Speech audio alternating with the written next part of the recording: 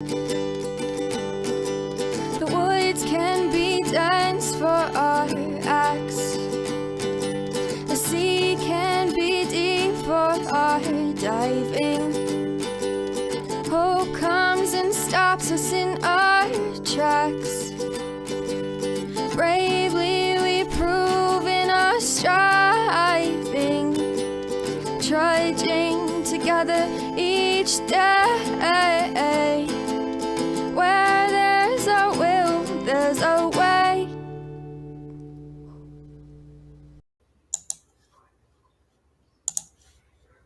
Good afternoon.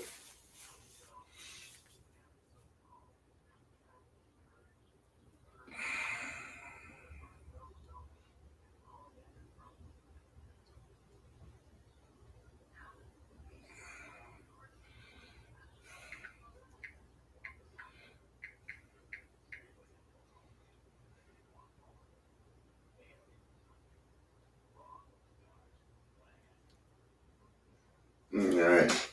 Yeah, last time I went live was yesterday. I tried twice. Didn't work very well at all. So, hoping the same thing doesn't happen.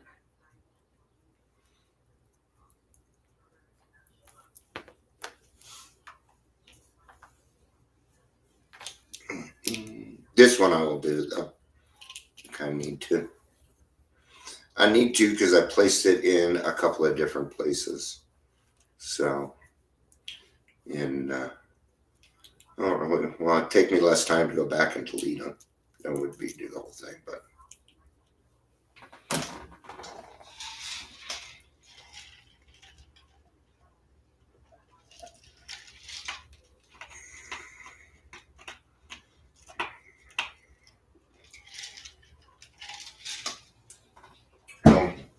Conforming to the AA way.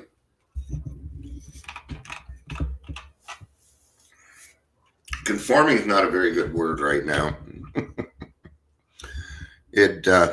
Conforming probably is probably off-putting.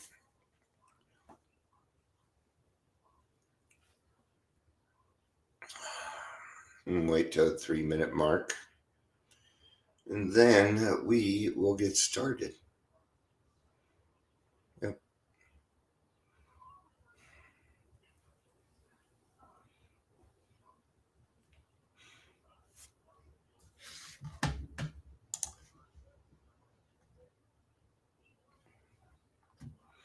All right. So, welcome to Daily Trudge. My name is Dion. I'm going to be your host. I will do my best. This is out of the Daily Reflections today. So, if you're here, please say hello. Whether you're watching the live or the rewatch. Good to see you, Emma. I'm glad you're here. It does help. I hate doing this stuff alone. And when I have a good friend like Emma here, it makes me happier. It's weird, man. I've never experienced things like that. People showing up making me happy.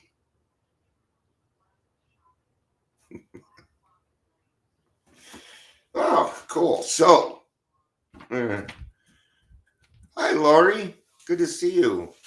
You've been rocking it lately. I haven't even tried to bother you. I haven't even tried. No. Whatever you're doing, keep doing it because it's working. It's working. I am so proud of Pueblo. Pueblo Rescue Mission is the shit. I love those guys over there. I have not met a one of them. I know none of their names. I don't need to. Because I can see what's happening. I can see it. Okay. And I really feel like they're doing it the right way. So kudos to Pueblo Rescue Mission. Thank you. All the time I see pictures of them, you know, not kicking people out, but they're like trying to hold them back because they want them to stay, but they're leaving and go to their homes. I think that's neat. I think that's a much better way to put it off than we're celebrating this person, where they're having a little bit more fun with it. I think that's neat because then you can also see that they really got involved with what they were doing and that they got to know these people. So then that way they can act that way.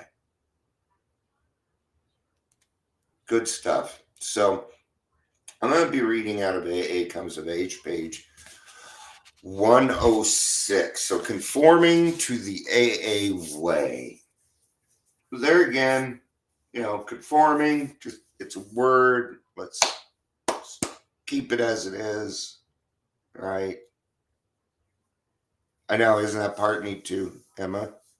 When people are happy that you're somewhere, that's an even better feeling.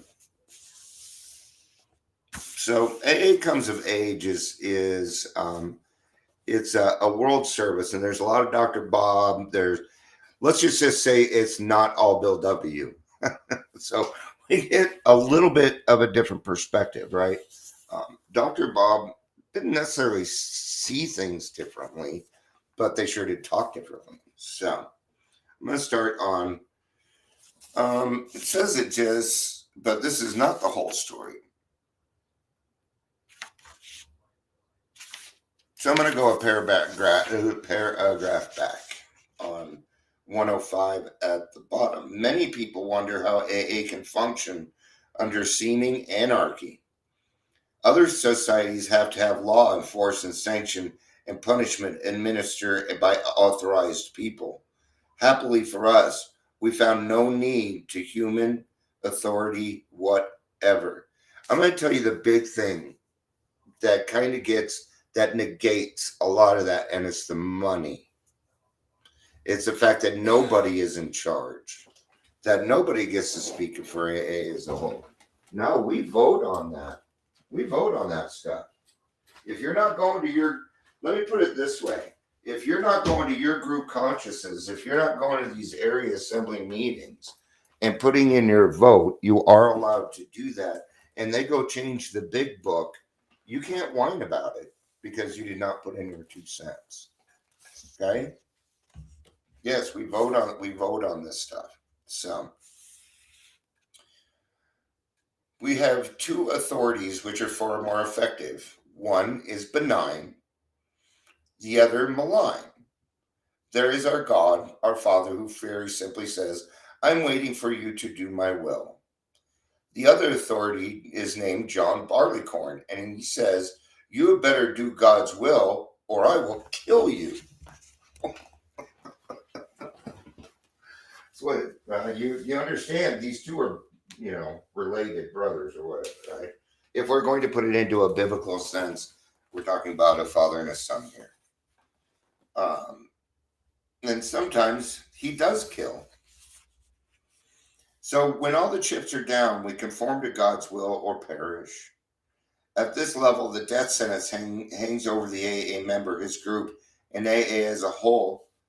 Therefore, we have the full benefits of the murderous political dictatorships of today, but none of their liabilities. So there is authority enough, love enough, and punishment enough, all without any human being clutching to the handles of power. So, such is AA's backstop against dissolution, and its final guarantee of survival under any condition. For us, it is a do or die. Yeah. We don't get those in addiction, we don't get the option. I wasn't given the option. The option was to continue doing what I was doing, go on to the bitter end, killing myself with my disease, or to get well. I chose to get well. That was my choice. And since I made that decision, my life has changed dramatically. It took time with me. It took a lot of time. Lori here got to see me when I started doing this. Lori, you realize it's been almost 40 years. Can you fucking believe that? Yes. You and I've never even met Lori. We talk all the time now. I've never met Lori, but I know Lori. And what's neat, this is what I like about Lori, because she's a lot like me. I keep very few friends. Go look, see how many friends I have on my Facebook. 200 something. I'm looking to get rid of.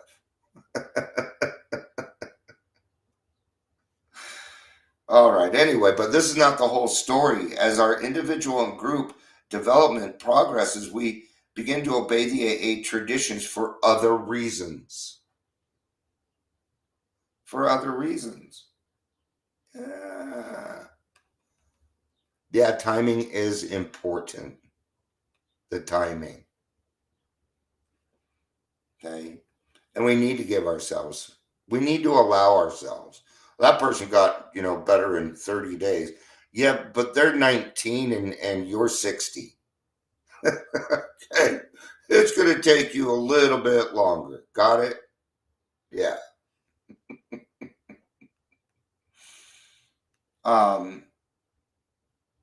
When we begin to obey them, there's, obey doesn't bother me. It doesn't. That just means I'm listening to God. I can obey God. When we begin to obey them because we think they are right for us, we obey these principles. We think they are good principles, even though we still resist somewhat. This comes to the final level of obedience, the best of all. We obey AA steps and traditions because we really want them for ourselves. And that's true. Because when you take a look at how the group runs based on the traditions, you want your own life run that way. And you can actually live your life based on the 12 traditions, and you can have a beautiful life. I do. I follow the traditions in everything that I do. I run my household with the traditions. Why? Because God is boss universal. That's why. I'm going to tell you now, I am not the head of household. That's my wife. My wife is the head of household. If you were to depict, okay, if these pieces are in it, then she would be head of household. Okay, that doesn't matter. See, we both have our things that we do in the house. We both have things that we do in the public. We both do nothing but help other people. Okay, and that takes a lot of our time. Okay, but we understand it. We understand it. And it works out really, really well.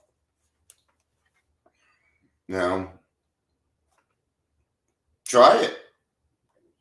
Try doing it. Try living your life by the preamble. No opinion on outside issues. I would have failed this week. On that one, I would have. It's hard to do, but it can be manageable. Okay. We conform because we generally want to conform. So there's a big difference between being forced to do something and then coming to a realization, or doing something because you have made the decision. And that's why it is so important in the beginning that we allow people to claim themselves as alcoholics. We do not call them alcoholics.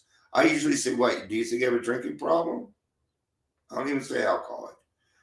And then they'll say something close to, yeah, I think I might be an alcoholic. If they say that word, I'm good. Okay. Now, inside, I may have my opinions. Well, pretty good chance he's an alcoholic, but I cannot determine that worth. That is not up to me. Period. And we continue on with that because this is your life. And there is nobody here in AA that should be telling you how to live it unless you're asking for it.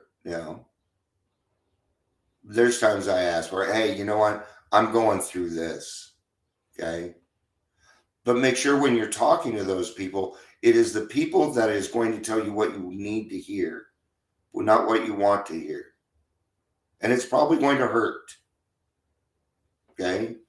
That's why it needs to come from a friend who actually cares. because they're going to know, yes, it hurts, but they know what's going to happen with it. They're going to explain why. See, I never tell somebody something without explaining why or what may happen. This isn't about me surprising you with things. No, that's control and power. Uh-uh. Oh, you'll thank me later. No. Mm-mm. Alcoholics Anonymous is already kind of tricky enough, and you can feel that way. You can feel tricked. That we don't need to add more into that. That's kind of how I feel about it anyway. Such is our process of growth in unity and in function. Such is the evidence of God's grace and love among us. I'm just going to read this really, really quick. Much of our discussion so far leads straight to Tradition 5, which states each group has but one primary purpose, to carry its message to the alcoholic who still suffers. That is my main purpose. And I go to meetings. Okay. I go out in the public. I talk to other people. I try to go to detoxes so that we can talk to these people. Okay. I go to newcomer meetings. Most meetings I go to are newcomer meetings. I don't really hang out with the old timers. The old timers don't need my help. I don't need my help. If they do need my help, then they'll come ask for it. Right? They have those tools to be able to reach out and ask for help just like the rest of us do. So, all right, then there was a reading with it. So let's do the reading. It is fun to watch myself grow in AA. I fought conformity to AA's principles from the moment I entered, but I learned from the pain of my belligerence that in choosing to live the AA way of life, I opened myself to God's grace and love. Then I began to know the full meaning of being a member of Alcoholics Anonymous. But it wasn't until that point when they decided to make AA as a way of living. AA is a way of life. Okay? And what comes with it is it's unconditional love. I mean, it's so hard to describe what comes with it, right? See, I've been chasing this high all my life. Because the first time I got drunk, it was nothing like I ever experienced in my whole life.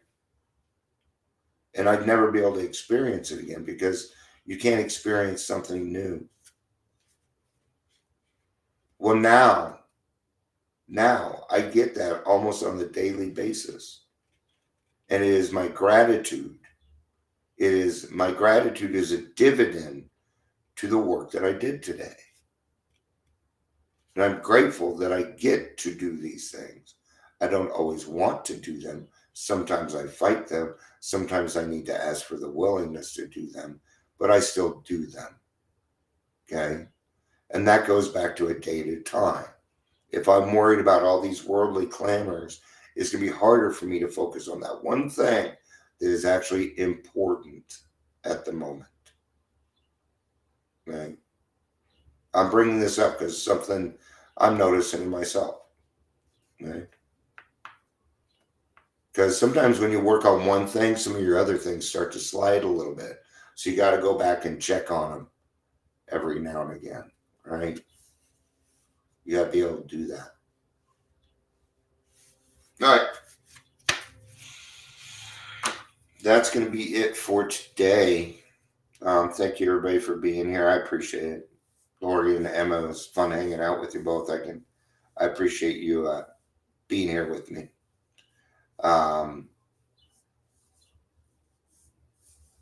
Yeah, I hope everybody has a great evening. I really do. I love you. Peace out and have a great day.